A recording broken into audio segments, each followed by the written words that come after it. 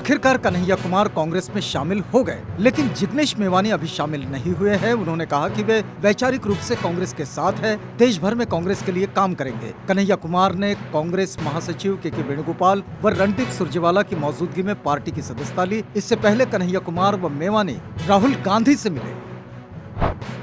Bahujan Samaj party की मुखिया मायावती के भतीजे और नेशनल कोऑर्डिनेटर आकाश आनंद लंबे इंतजार के बाद यूपी में सक्रिय होने जा रहे हैं। गाजीपुर में बहुजन समाज पार्टी युवा संवाद कार्यक्रम से वे यूपी 2022 मिशन का आगाज करेंगे। 5 अक्टूबर को होने वाले इस कार्यक्रम में प्रदेश भर से युवाओं की फौज इकट्ठा होगी। आकाश आनंद के साथ बहुजन समाज पार्टी के राष्ट्रीय महासचिव और राज्यसभा सांसद सतीश चंद्र मिश्रा के बेटे कपिल मिश्रा भी शामिल हो सकते हैं। पंजाब कांग्रेस के भीतर नया सियासी भूचाल आया है। प्रदेश कांग्रेस के प्रधान नवजोत सिद्धू ने अपने पद से इस्तीफा दे दिया है। उन्होंने सोनिया गांधी को इस्तीफा भेजा है। इसमें लिखा है कि वे पंजाब के भविष्य और लोगों के भले से समझौता नहीं कर सकते। समझौता करने से इंसान का चरित्र खत्म होता है। वे कांग्रेस के लिए काम करते रहेंगे। सिद्धू को 18 जुलाई को ही पंजाब कांग्रेस का अध्यक्ष बनाया गया था। कोलकाता हाईकोर्ट ने 30 सितंबर को भवानीपुर उपचुनाव पर रोक लगाने से इनकार कर दिया है। बता दें कि भवानीपुर सीट के लिए चुनाव 30 सितंबर को तय है। पश्चिम बंगाल की मुख्यमंत्री ममता बनर्जी यहां से उम्मीदवार है। महाराष्ट्र में शिवसेना के 3 बड़े नेताओं पर प्रवर्तन निदेशालय का एक साथ कहर टूटा है। परिवहन मंत्री अनिल परब को ईडी कार्यालय में बुलाया गया है।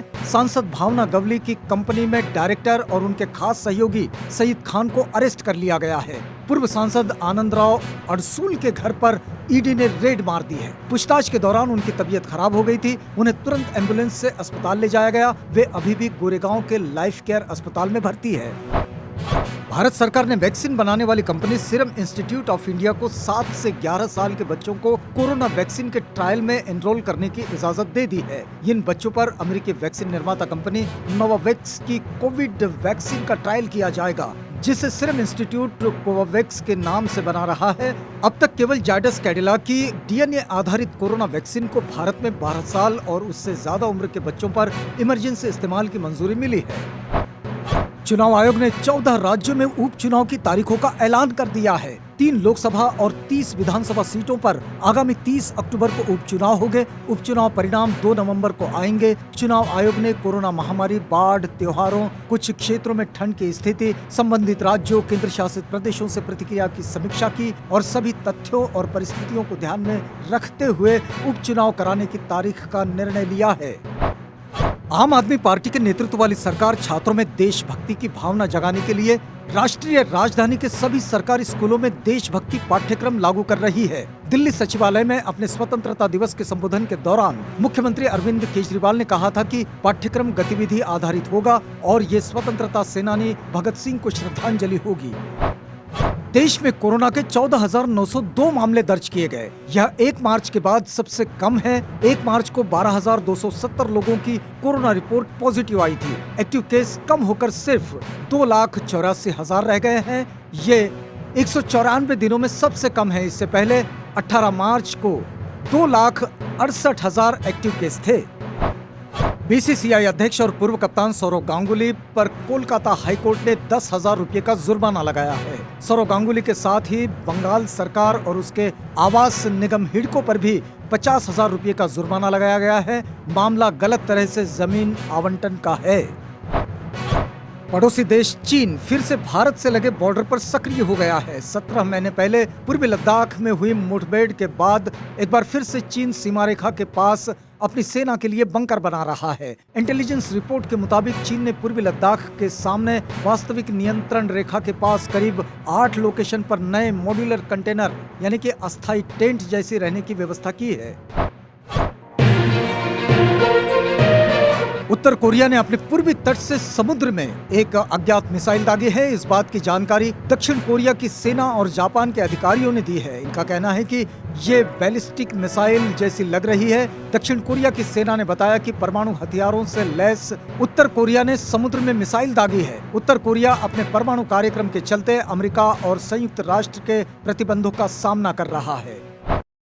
फ्रांस के राष्ट्रपति एमेनुएल मैक्रो पर एक प्रदर्शनकारी ने अंडा फेंक दिया। मैक्रो उस समय लियोन के दौरे पर थे।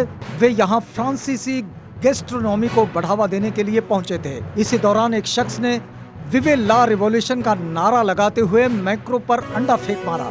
ये उनके बाएं कंधे पर लगा। विवे ला रिवॉल्यूशन का मतलब क्रांति जिंदाबाद होता है। ये नारा फ्रांसीसी क्रांति के संदर्भ में लगाया जाता है। जापान में शाही परिवार की राजकुमारी माको अपने बचपन के दोस्त केई कोमुरो से शादी करने वाली है। राजकुमारी ने इसके लिए राज परिवार से मिलने वाली करीब 10 करोड़ रुपए की रकम छोड़ने का फैसला किया है।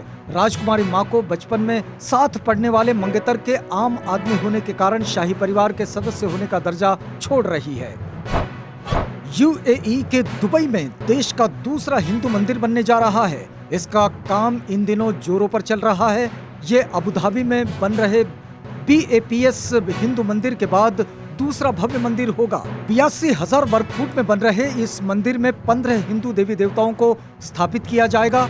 यहाँ एक समय में 1500 से ज्यादा श्रद्धालु दर्शन करने के साथ आयोजनों में शामिल हो सकेंगे। मंदिर के जनरल मैनेजर गोपाल कोकानी ने यह बताया कि मंदिर निर्माण पर 550 करोड़ रुपए खर्च आएगा। स्कॉटलैंड की राजधानी एडिनबरा की साउथ क्लर्क स्ट्रीट पर तिब्बती संस्कृति को बढ़ावा देने वाला हिमालय कैफे बंद होने के कगार पर है।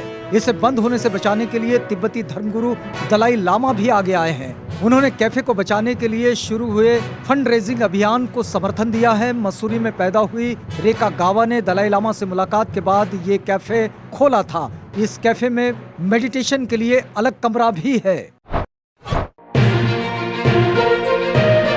कोरोना वायरस की दूसरी लहर के बाद महाराष्ट्र सरकार ने 22 अक्टूबर से सिनेमाघरों को खोलने के आदेश दे दिए हैं। ऐसे में मेकर्स भी अपनी अपनी फिल्मों के रिलीज की घोषणा कर रहे हैं। इस लिस्ट में कार्तिक आर्यन स्टारर भूल भुलैया 2 भी शामिल है।